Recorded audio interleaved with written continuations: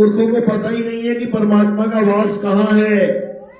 आत्मा में ही परमात्मा का वास है। तुम्हें कहाँ जुड़ना है? तुम्हें अपने आत्म स्वरूप से जुड़ना है।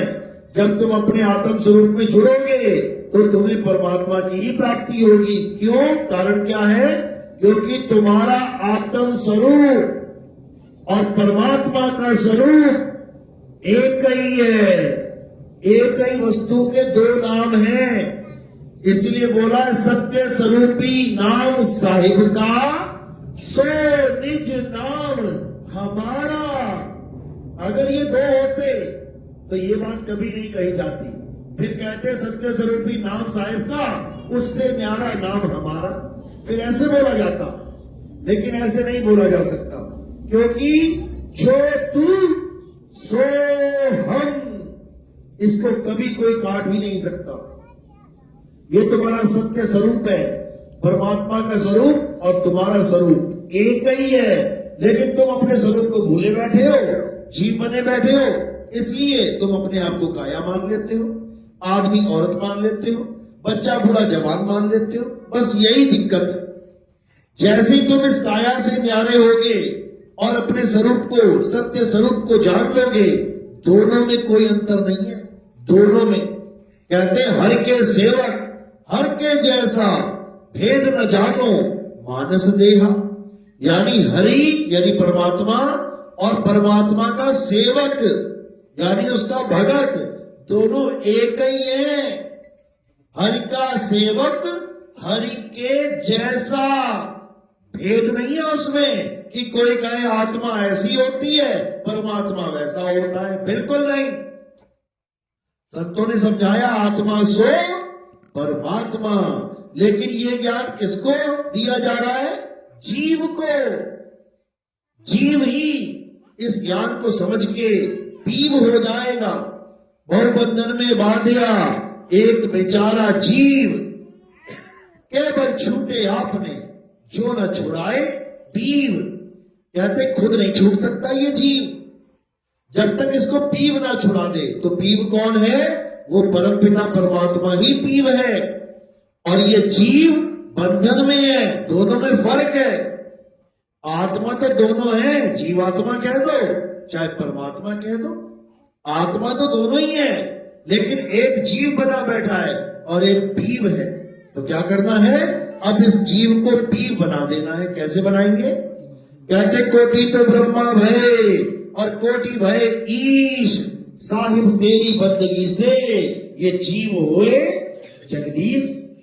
जब सतगुरु मिल जाएगा तब ये जीव ही जगदीश हो जाएगा। कैसे?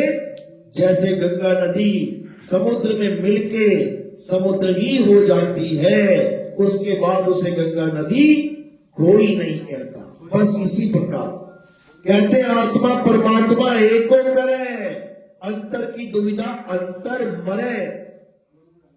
यानी दो से एक करने वाला गुरु जब तुम्हारे जीवन में आ जाता है, उसके बाद कोई माया का जाल नहीं बचता। जब एक ही हो गए, अब बचा ही नहीं दूसरा कोई।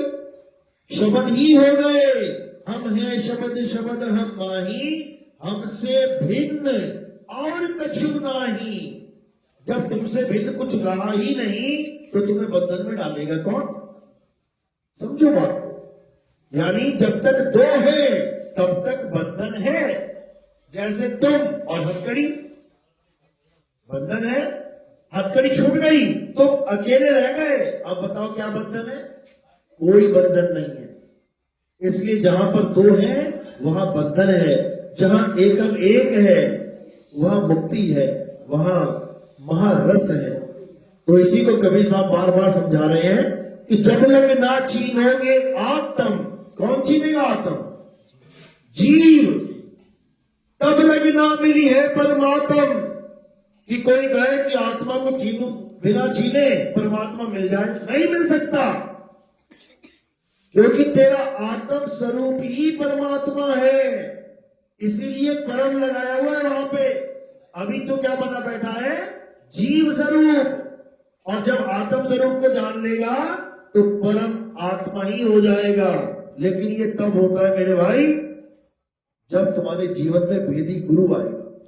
तो क्या कहता है वेदी गुरु, सोई गुरु पूरा कहावे, जो दो अक्षर का भेद बतावे, एक छुड़ावे एक लखावे, तब प्राणी निज घर को जावे।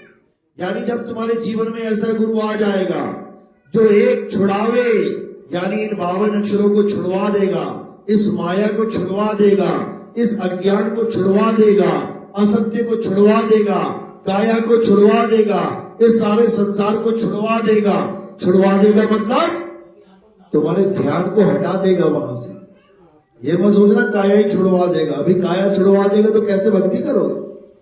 काया से ध्यान छुड़वा देगा, संसार से ध्यान छुड़वा देगा, इस मोह माया के ध्यान से हटा देगा। और क्या करवाएगा, तुम्हें तुम्हारे शुद्ध चैतन्य स्वरूप का ध्यान करना सिखा देगा। अपने आप को याद करना सीख जाओगे, अपने सत्य स्वरूप को याद करना सीख जाओगे तो तुम्हारा कल्याण हो जाएगा।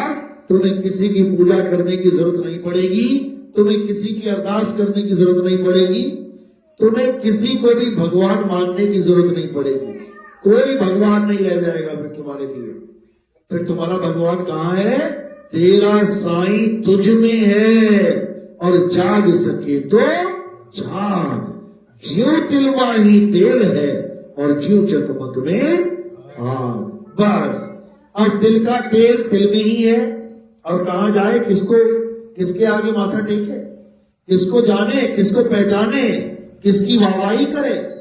ज्यों तिल माही तेल है और ज्यों चकमक में आग। यानी अब तेरा परमात्मा तेरी ही आत्मा में विराजमान है, बस तू अपनी आत्मा को जान। तो जैसी आत्मा को जानोगे तो क्या हो जाएगा, सोहम, तुम ही सोहम हो जाओगे। यानी आत्मा रूपी तत्व को जानोगे तो तुम ही सोहम हो जाओगे। इसी को बोला है, श्वासा की कर सिमरनी, कर अजपा का जा, अरे परम तत्व का ध्यान कर, सोहम आपे आप परम तत्व का ध्यान कर। ये नकली तत्वों का नहीं, कि काया का, माया का, संसार का, जड़ संसार का, बिल्कुल नहीं। फिर परम तत्व क्या है, हे अर्जुन, आत्मा ही परम तत्व है, और ये संसार ये नाशवान तत्व है।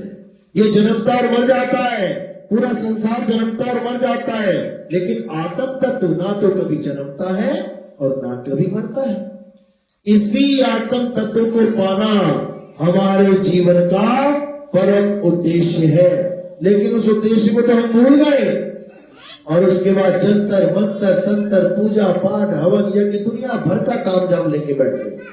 तो अब क्या करना है, अब हमें वो जानना है जो हमने सतयुग में नहीं जाना, जो हमने त्रेता में नहीं जाना, जो हमने द्वापर में नहीं जाना, लेकिन अब हम कलयुग में उसे जान के रहेंगे। क्या है वो है हमारी आत्मा।